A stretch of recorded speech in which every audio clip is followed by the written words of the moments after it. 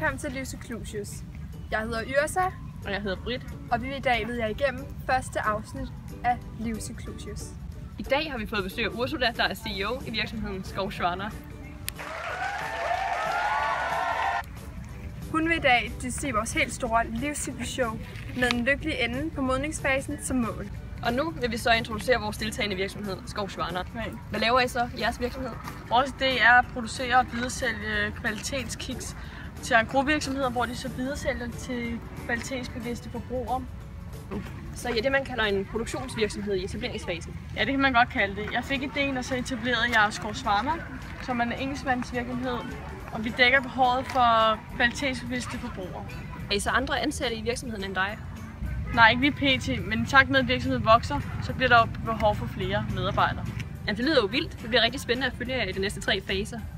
Og nu stiller vi over til Yrsa, der vil sætte jer ind i reglerne for Livs Clusius. Ja, og det som hele spillet det så går ud på, det er, at vores deltagere skal igennem 3 faser, nemlig etableringsfasen, vækstfasen og modningsfasen. Og sammen med modningsfasens mulige udgange, det er så det, der ligesom er grundstenene for virksomhedens livscyklus.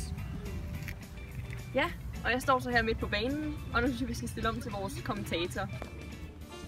Hej, jeg hedder Bo, og jeg vil være kommentator for jer igennem hele livscyklus i dag. Ja, som I kan se, er Skovsvarna allerede ved at gøre sig klar til sin videre færden i etableringsfasen i vores livscyklus. I etableringsfasen vil virksomheden normalt stå på en række udfordringer og kriser, der kan true virksomhedens eksistens. Men vi håber her i dag, at Skovsvarna når at foretage de foranstaltninger, der skal til for, at virksomheden kan vækste og udvikle sig. Hvis det lykkes, rykker Skovsvarna nemlig til den næste fase i spillet, kaldet vækstfasen, og ellers er virksomheden ude. Og vi er nu i etableringsfasen.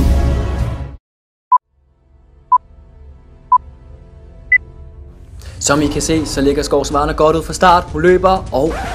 Men hvad sker der? Ikke noget energi. Manglende motivation. Hun har fået en idé. Og selvfølgelig ringer hun til sin rådgiver.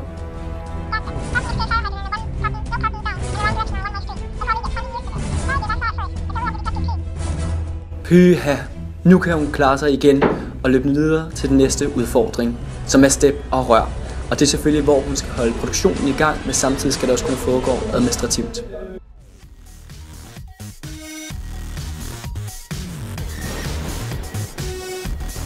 Men hov, hun kan ikke gøre det helt alene, og derfor har hun nu ansat Hans, som skal stå for step, og hvor Skovsvarna står for rør.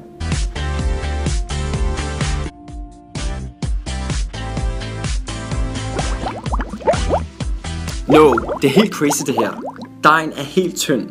Hvad gør vi? Der mangler tydeligt kapital til produktionen.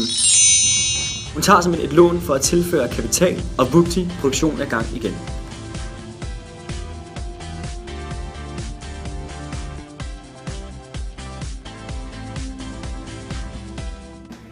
De klarer det, og de er nu i vækstfasen. Ja, og som I kan se, har Ursula allerede organiseret virksomheden således, at hun selv er økonomichef, og hun er nu i gang med at fordele pengene.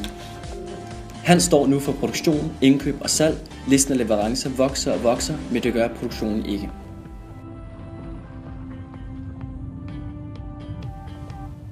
Ursula investerer pengene i produktionen, omsætningen øges, og de kan nu følge med væksten.